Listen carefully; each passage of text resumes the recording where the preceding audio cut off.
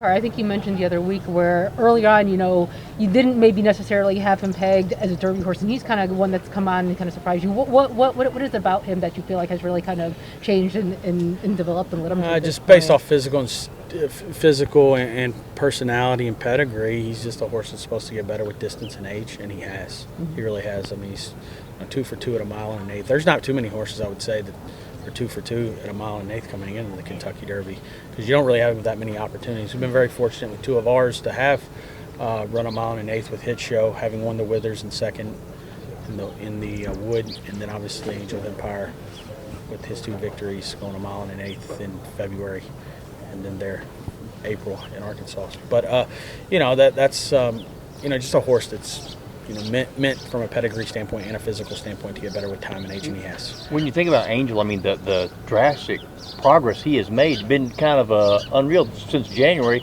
It's like the light switch was found, right? Yeah, but he was able to win 2 of his first 3 races. I made a mistake with him, but trying him on the turf, it was a restricted race. He's a PA bred, but there was a race at Kentucky Downs that, since he was purchased at Keeneland, he was allowed to run for this $250,000 pot.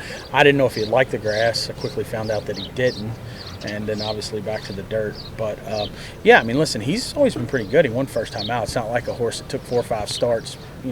We went to Indiana with him being a PA bred. He run for more money there, as opposed to running, say, at Ellis with the KDTF money not being in play for him. So that was the reason for shooting him up to Indiana. But that Keeneland sales race at Kentucky Downs actually it's becoming something of a key race. You had the Transylvania winner came out of there, and Kelsey Danner thinks the winner is going to be a graded stakes winner. It was pretty tough for absolutely, and it was kind of cool for him because once again it was just restricted to the sell end of it, not the Kentucky bred end of it. So it worked out well. The wet paint, I guess she also prepped at Kentucky Downs, right? Yeah, she started there, and you thought we liked her, and was obviously very disappointed how she performed first time. With Kentucky Downs is great when they like it, and if they don't like it, it's not the greatest place. I'm not saying that. I think she come back and ran well on a wet track there in Indiana, and then she was kind of, up until her last run in the in the Fantasy, she was kind of pegged as a wet track filly, but she'd done enough on the dirt there between the Honeybee and the Fantasy to give us the confidence that she'd handle the dirt, fast dirt, and she did. So. Her big lane, her big move down the lane that she has, is there anything that you do to accentuate that, or you just let her be her? Just let her be her, let her kind of train along. I thought her work on Thursday was really good. Flavian breezed her the week before, and I thought her work Thursday was really, really good. She bounced out of it in good order. She's happy. She's been able to close regardless of the pace. I mean, it's one of those things where it's like, well, they're not going quick enough. I thought her run in the Honeybee was, a huge run. It was obviously a wet track, but then last time she just looked like a winner, really from probably the 3/8 pole on. She just big move around the turn and straightened up and stayed on well, so going away. When you ran her at Kentucky Downs, so did you think that she was maybe going to be a grass horse, or do you think let's find out for $150,000? Yeah. She was training well enough, and I thought, let's just give her a chance there on the grass. Just based off her physical, I thought she might be able to handle it. And she just didn't show much that day. I mean, it just, like I said, I was a little taken back by it. I thought she'd run a little bit better. It wasn't, it wasn't a bad run, but just expected a little more out of her. Terrifying as a horse. He's not quite getting the buzz of some of the big boys, but I feel like he's one that's you've been very much impressed by. Yeah, he was a good 2-year-old. Obviously, we debuted him on Travers Day. You normally don't run those if you don't like them on Travers Day at Saratoga. So he showed up. He ran big that day. We wheeled him back. Had him here. I really thought he'd run big in the Champaign. He did.